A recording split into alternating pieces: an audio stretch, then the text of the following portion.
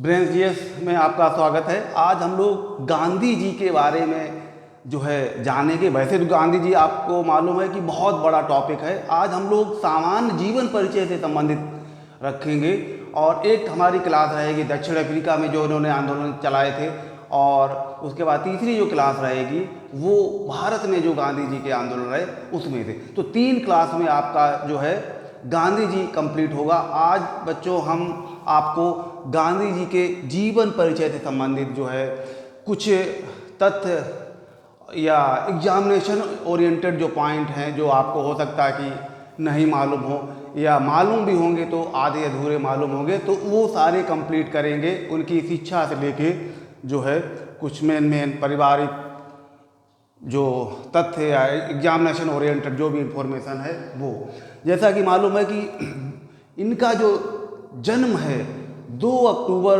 1869 को हुआ था। 2 अक्टूबर। तो इनका जो काम, इन्होंने अपने काम के बल पे विश्व को एक संदेश दिया था अहिंसा का। तो ये अहिंसा, इनका जो मूल उद्देश्य ही सत्य और अहिंसा था, और अहिंसा का रोल जो है विश्व में बहुत ज़्यादा अहमियत देता है। और इसीलिए संयुक्त राष्ट्र संघ ने इनको इनके जन्म दिवस यानी कि 2 अक्टूबर को विश्व अहिंसा दिवस के रूप में मनाया। 2 अक्टूबर को क्या मनाया? विश्व अहिंसा दिवस। विश्व अहिंसा दिवस। जैसा कि मालूम है कि गांधी जी हिंसा बर्दाश्त नहीं करते थे। इनका मानना था कि हम अंग्रेजों को भारत से भगा सकते हैं अहिंसा से, क्योंकि इनको मालूम था कि अगर हम हिंसा करेंगे, भाई law and order, police, army सारी कंट्रोल किसके पास है? तो उनके पास है। तो वो जो है निहत्थे लोगों पे या ऐसे लोगों को मारेंगे जो आंदोलन नहीं कर पा रहे, तो बेवजह जो है देश को बहुत नुकसान, जन धन की हानि होगी। इसलिए इन्होंने अहिंसा का मार्ग अपनाया और उस मार्ग से सफलता प्राप्त की। 15 अगस्त 1947 को भारत आज़ाद हुआ और उस आज़ाद होने में गांधी जी को अहम रोल था। इसीलिए सुभाष चंद्र बोस ने इनको सबसे पहले राष्ट्रपिता कहकर संबोधित किया। तो उनसे संबंधित तो राष्ट्रपिता जो है ऐसे ही नहीं मिला, उनके लिए उन्होंने बहुत त्याग बलिदान किए। यहाँ पे दक्षिण अफ्रीका में, इंग्लैंड में भारतीयों के लिए उनको इकट्ठा किया, एकजुट किया और जगाया। छुआछूत समाप्त करने के लिए गांव-गांव गए, लोगों को आह्वान किया।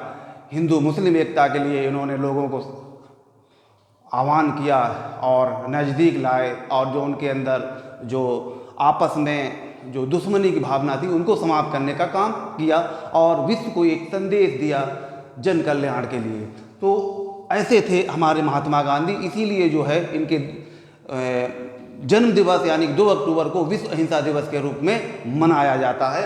अगला चलते हैं। इनका जन्म स्थान पोरबंदर गुजरात में हुआ था और इनका पूरा नाम मोहनदास करमचंद गांधी। करमचंद गांधी आपको मालूम है बच्चों, ये इनके पिता का नाम था, इसलिए इनका पूरा नाम जो है मोहनदास करमचंद गांधी। इनके पिता का नाम जो है करमचंद गांधी। ये राजकोट के दीवान थे। राजकोट के दीवान थे। ये भी एक इनका व्यवसाय भी वकालत का रहा है, तो वहाँ पे ये वकालत अपनी करते थे। और पोरबंदर से इनका परिवार बाद में जो है राजकोट में ही रहने लगा था, यानी कि इनके पिता जो है पोरबंदर से राजकोट में रहे हैं। इनकी माता का नाम है पुतलीबाई है और पुतलीबाई, इनकी पत्नी का नाम जो है कस्तूरबा गांधी। इनका जो विवाह है वो 1883 में कस्तूरबा गांधी के साथ हुआ था। और जो है आगे देखते हैं कि इनके 4 पुत्र थे। महात्मा गांधी के 4 पुत्र थे, हरिलाल, मणिलाल, रामदास, देवदास। तो इसमें जो हरिलाल हैं बच्चों, हरिलाल जो हैं वो सबसे बड़े हैं। हरिलाल जो हैं गांधी जी के सबसे बड़े पुत्र हैं। और मणिलाल जो हैं जब गांधी जी करीब जो है 1893 में दक्षिण अफ्रीका चले गए थे, तो इनके पुत्र भी वहाँ पे बाद पहुँचे। और मणिलाल जो हैं वो जब गांधी जी 1915 में भारत आए, और मणिलाल जो है वो भारत नहीं आए आज भी उनका मणिलाल का पुत्र मणिलाल का जो परिवार है वो दक्षिण अफ्रीका में ही मूलतः बाद में वहीं पे नागरिकता ले ली और वहीं के मूल रूप से रहे। तो ये दक्षिण अफ्रीका में रहे हैं, दक्षिण अफ्रीका के ही मूल निवासी रहे हैं। रामदास तीसरे नंबर के हैं। जब गांधी जी की डेथ हुई थी 1948 में, तो अग्नि देने का, मुखाग्नि देने का जो काम था वो इन्हीं रामदास का था, मुखाग्नि। हालांकि कहा जाता बड़े पुत्र भी वहाँ पे थे दिल्ली में, लेकिन जो है तीसरे पुत्र आगे आए और उन्होंने मुखाग्नि देने का काम किया था। और जो है चौथे यानी कि देवदास जो है गांधी जी के सबसे छोटे पुत्र रहे हैं। और मणिलाल ने ही दक्षिण अफ्रीका में रहे थे।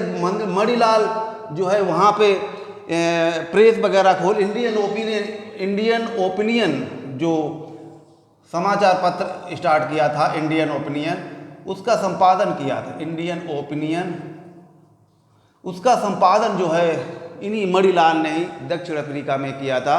तो गांधी जी का समाचार पत्र था। तो ये इनके परिवार के पुत्र रहे हैं।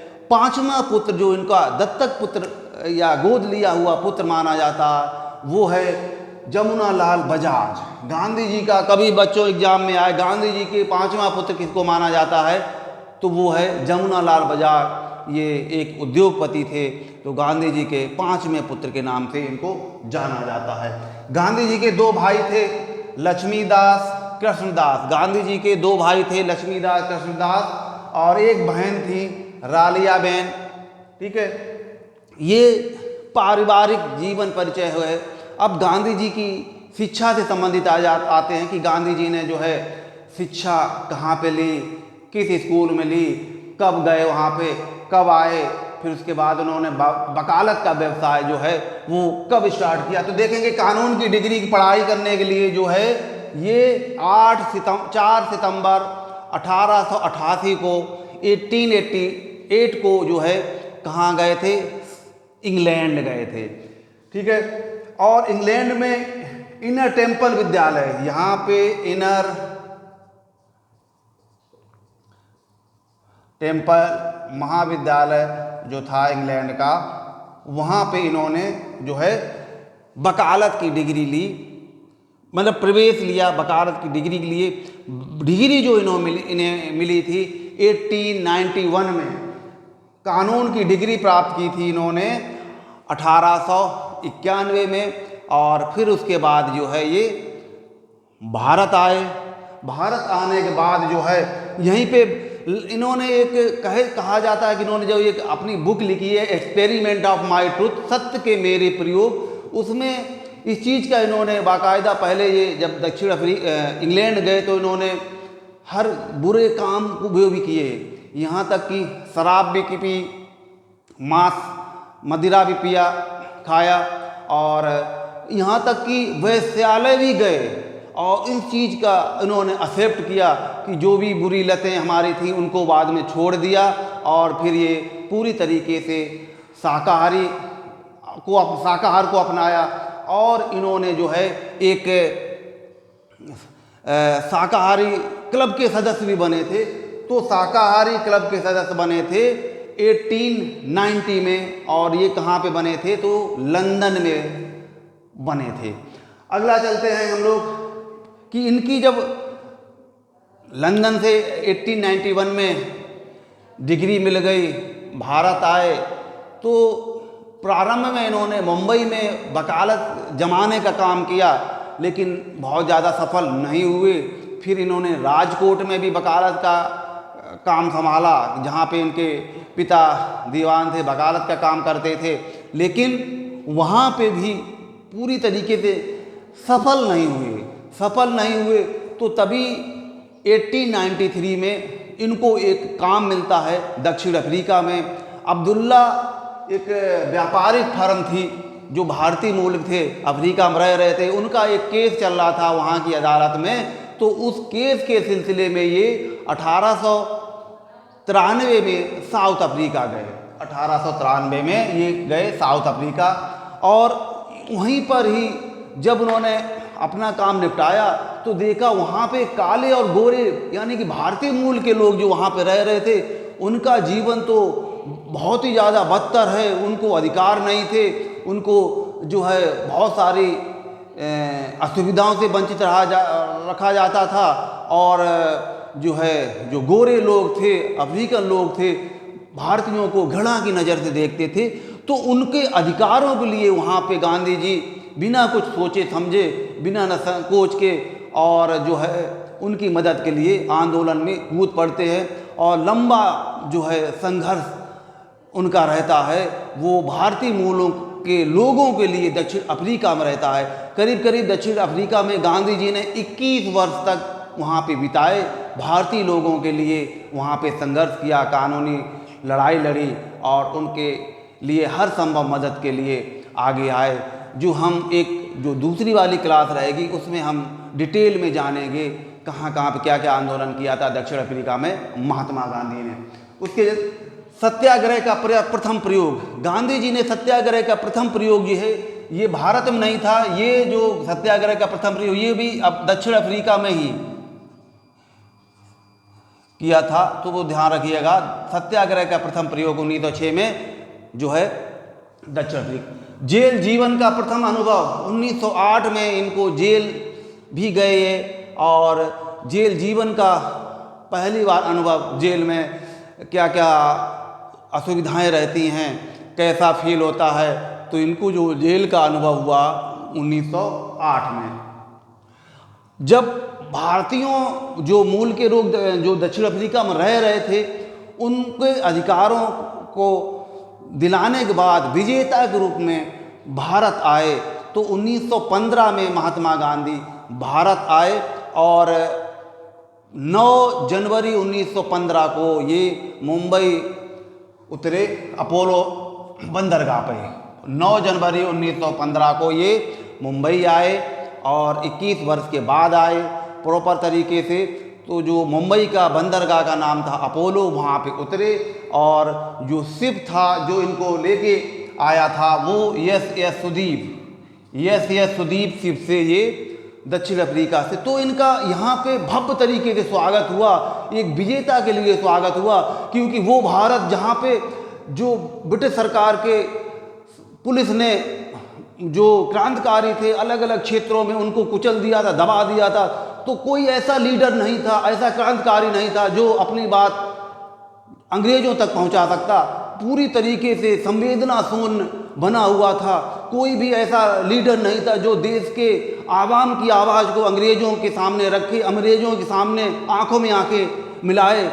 और इसी शून्यता को कवर करने के लिए जो है महात्मा गांधी 1915 में आते हैं, तो पूरे देश में एक एनर्जी सी दौड़ जाती है। उनको लगता है कि कोई हीरो मेरा आ गया है, कोई विजेता आ गया है जो दक्षिण अफ्रीका में यानी कि भारत से अलग किसी दूसरे देश में भारतीय लोगों के अधिकारों के लिए अंग्रेजों को वहाँ पे पराजित करके आया, उनको अधिकार दिला के आया। तो इसलिए गांधी जी का एक विजेता के रूप में स्वागत हुआ। गांधी जी को लोग हीरो मानने लगे, देवता मानने लगे, कोई भगवान के द्वारा भेजा गया दूत मानने लगे। तो गांधी जी आप जब आगे चलते थे तो लाखों की भीड़ उनके पीछे पीछे चलती थी। इसीलिए लोगों को ये लग गया था कि गांधी एक ऐसा व्यक्ति है जो हमारे अधिकार दिलाएगा, देश को आज़ादी दिलाएगा। और वो आज़ादी गांधी जी को खुद नहीं था कि पूरा देश इतना जो है मेरे पीछे चल देगा, मुझसे इतनी इच्छाएं रख लेगा। तो फिर गांधी जी ने भी उन भारतीयों की भावना को समझते हुए उनके अधिकारों के लिए, यहाँ की आज़ादी के लिए तन मन धन से, यहाँ तक कि अपने प्राण भी देने पड़े तो भी आज़ादी के लिए उन्होंने दिए और देश को आज़ाद कराया। तो गांधी जी जो राष्ट्रपिता या सुपर हीरो रहे हैं, तो कोई ना कोई उनमें ऐसी बात रही है। तो भारत जो व्यक्ति 21 साल तक दूसरों के लिए लड़ाई लड़ सकता देश के बाहर अफ्रीका में, तो जो यहाँ तो उसका अपना घर था, तो यहाँ तो आप समझ सकते हैं कि कितनी ज़बरदस्त तरीके से देश के लोगों के अधिकारों के लिए बिना कोई गोली बारूद के देश को आज़ाद करा ले जाएगा। लाठी टेक टेक के चलने वाला अंग्रेजों के आगे उसने घुटने नहीं टेके, उसने हार नहीं मानी और यहाँ से लेके लंदन तक उसकी गूंज रही। और अंततः ब्रिटिश सरकार को झुकना पड़ा और देश को आज़ादी देनी पड़ी। तो वो आगे हम लोग चलते हैं। जब गांधी जी 1915 में यहाँ पे उतरे तो जो है एक गोपाल कृष्ण गोखले से भेंट होती है और वो भी दोनों में जब वार्तालाप होती तो गोपाल कृष्ण गोखले गांधी जी को एक सजेशन देते हैं कि अगर आपको भारत को समझना है तो आपको मूल रूप से पहले पूरे भारत का आपको भ्रमण करना होगा और उसके लिए आपको अपने आंखें खुली रखनी हैं, कान खुले रखने हैं, मुंह बंद रखना है, तभी आप भारत को समझ सकेंगे। तो यही गांधी जी ने किया कि पूरे भारत का भ्रमण किया और देखते थे, सुनते थे और अपना साइलेंट रहते थे, समझते थे। तो इसीलिए गांधी जी ने गोपाल कृष्ण गोखले को अपना पॉलिटिकल गुरु यानी कि राजनीतिक गुरु माना और बनाया। ठीक है, अगला चलते। जब गांधी जी अब यहाँ पे आ गए तो इन्होंने जो है, अब उस समय तो भाई एक भीड़ उनसे मिलने आती थी, अलग अलग देश की जो समस्याएं थी वो उनसे डिस्कस करने लगे। तो गांधी जी को एक निवास की ज़रूरत थी, तो साबरमती में एक इनका आश्रम बनाया और ये बनाया गया था 1917 में। 17 जून 1917 को साबरमती की स्थापना की गई, जो कि गुजरात में है, साबरमती के तट पे है। और उसको जो डिजाइन किया था, इसका जो वास्तुकार था चार्ल्स कोरिया, साबरमती आश्रम का जो वास्तुकार था चार्ल्स कोरिया, उसने बनाया था। दक्षिण अफ्रीका में कितने वर्ष? 21 वर्ष रहे थे। और देश में उस समय कांग्रेस का दौर चल रहा था। तो वैसे तो पहली बार गांधी जी किसी कांग्रेस के अधिवेशन में शामिल हुए थे तो वो 1901 में शामिल हुए थे। 1901 में पहली बार कांग्रेस के मंच पे गए थे और जाना कि भाई जो कांग्रेस के अधिवेशन है उसका उद्देश्य क्या है, लोग क्या उस पर डिस्कस कर रहे हैं, देश की आज़ादी पे, और लोग कितना उसमें अहमियत दे रहे हैं, कौन कौन लोग आ रहा था। तो इसलिए पहली बार जांचने के लिए ये 1901 में गए थे। लेकिन 1924 में गांधी जी पहली बार कांग्रेस के किसी अधिवेशन के अध्यक्ष बने, यानी अध्यक्षता की गई थी 1924 में बेलगांव कर्नाटक में। कांग्रेस के 1924 में बेलगांव कर्नाटक, बेलगांव यानी कि कर्नाटक में ये पहली बार कांग्रेस के अध्यक्ष बने थे 1924 में। गांधी जी ने एक ऑटोबायोग्राफी लिखी है, अपनी आत्मकथा, जिसको हिंदी में बोलते हैं सत्य के मेरे प्रयोग, जिसको इंग्लिश में कहेंगे एक्सपेरिमेंट ऑफ माय ट्रूथ। सत्य के मेरे प्रयोग यानी कि एक्सपेरिमेंट ऑफ माय ट्रूथ। ये गांधी जी ने अपने जो जीवन के अनुभव थे तो उनको उजागर किया, अच्छाइयों को भी, कमियों को भी, और ये कंप्लीट हुई थी 1925 में। सत्य के मेरे प्रयोग जो 1925 में गांधी जी ने प्रयोग कर कंप्लीट करने के बाद वो छपी थी। गांधी जी की और भी पॉपुलर पुस्तकें हैं। लंदन गाइड, ये लंदन गाइड जो है पहली पुस्तक है गांधी जी की, जो लंदन की यात्रा पे जब गए थे उसके बारे में उन्होंने लिखा था, अपने अनुभव को लिखे थे। वहाँ पे कैसे उन्होंने स्टडी की और क्या क्या उनको परेशानियाँ हुई, देश के लोगों को अब आह्वान किया कि अगर अपनी आपको जो है एजुकेशन, शिक्षा में आगे करना है तो वहाँ पे ये जो है सहूलियतें बरतनी पड़ेंगी आपको, और क्या क्या आपको आना चाहिए वहाँ जाने के लिए।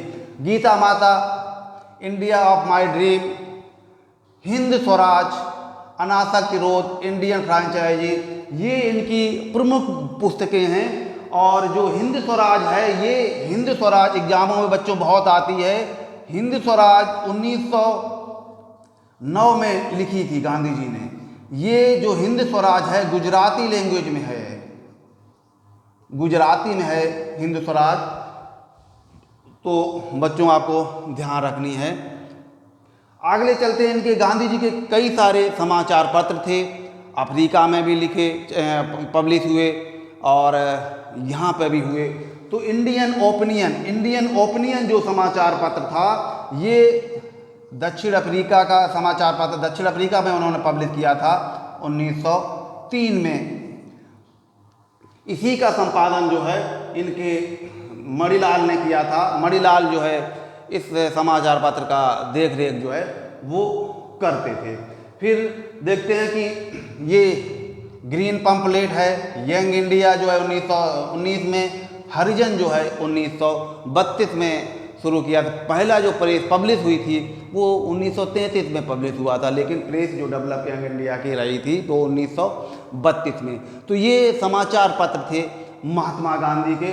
आगे देखते हैं, महात्मा गांधी को उपाधियां भी कई सारी दी गई थी और उनमें से है एक उपाधि राष्ट्रपिता। तो राष्ट्रपिता सबसे पहले 4 जुलाई 1944 को सुभाष चंद्र बोस ने जो है संबोधित करके इनको कहा था पहली बार, राष्ट्रपिता हमें आपका आशीर्वाद चाहिए और हम स्वतंत्रता का आखिरी आंदोलन शुरू करने जा रहे हैं। तो पहली बार संबोधन करते हुए अपने सैनिकों को गांधी जी को राष्ट्रपिता कहकर संबोधित किया था। तो राष्ट्रपिता सुभाष चंद्र बोस। फिर बापू जो है सबसे पहले CF एंड्रूज ने भी कहा था और जो है पंडित जवाहरलाल नेहरू गांधी जी को बापू कहकर संबोधित करते थे। महात्मा जो है रविन्द्रनाथ टैगोर ने सबसे पहले जो अगर कहा था, एक पत्र के माध्यम से गांधी जी को लिखा था और उसके लिए जो है महात्मा शब्द का उपयोग किया था। बाद में इसका पत्र का पत्रोत्तर जो है गांधी जी ने रविन्द्रनाथ टैगोर को जब किया था तो उसमें गुरुदेव कहकर संबोधित किया। तो रविन्द्रनाथ टैगोर को गुरुदेव जो किसी ने कहा था तो वो यही है गांधी जी, गुरुदेव रविन्द्रनाथ टैगोर। अगला लॉर्ड माउंटबेटन ने गांधी जी को जो है वन माइंड बाउंड्री फोर्स कहकर संबोधित किया। और ये जब कहा था कि 1900 जब देश आज़ाद हुआ था तो उस दौरान गांधी जी कलकत्ता में थे, क्योंकि हिंदी और मुसलमानों के बीच में जो है दंगा भड़क गया था नोआखाली वाले क्षेत्र में। तो ब्रिटिश आर्मी जब उस दंगे को शांत नहीं करा पाई तो उन्होंने गांधी जी को आह्वान किया और गांधी जी वहाँ पे पहुँचे नोआखाली में, यानी कि पश्चिम बंगाल वाला जो क्षेत्र है, बांग्लादेश वाला जो क्षेत्र और दोनों ही मतलब बंगाल वाले जो क्षेत्र हैं वहाँ पे दंगा भड़क रहा था हिंदू और मुसलमान दोनों में ही। तो जब गांधी जी जाते हैं, गांधी जी वहाँ पे आह्वान करते हैं हिंसा को रोकने के लिए, अहिंसा का पैगाम देते हैं, तो वहाँ पे सारे दंगाई शांत हो जाते हैं। तो उसी दौरान जो है माउंटबेटन ने गांधी जी को कहा था वन मैन बाउंड्री फोर्स, जो काम 50,000 सैनिक नहीं कर पाए वो निहत्थे एक व्यक्ति ने कर दिया है। तो वही उसी समय लॉर्ड माउंटबेटन को गांधी जी की अहमियत समझ में आई कि गांधी जी में वास्तव में कुछ ना कुछ है, तो वो नाम इन्हीं के द्वारा दिया गया है। बच्चों, अब बाकी जो गांधी जी के बारे में बहुत सारी इन्फॉर्मेशन है एग्जामिनेशन ओरिएंटेड, वो हम कंटिन्यू आगे क्लास में करेंगे। अगर आपने हमारा चैनल ब्रेंस जीएस सब्सक्राइब नहीं किया हुआ करें और अपनी जीएस को बेहतर से बेहतर करें। मिलते हैं नेक्स्ट क्लास में। ओके।